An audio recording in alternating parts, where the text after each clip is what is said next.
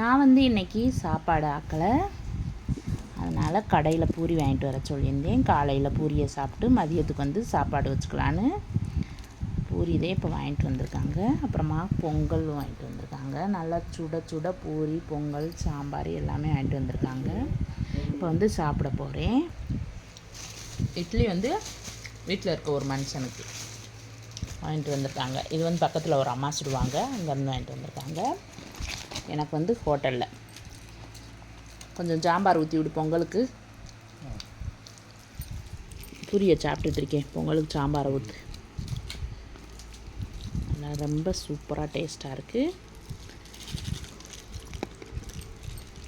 சாப்பிட்டு அப்புறமா சமையல் பண்ணணும்.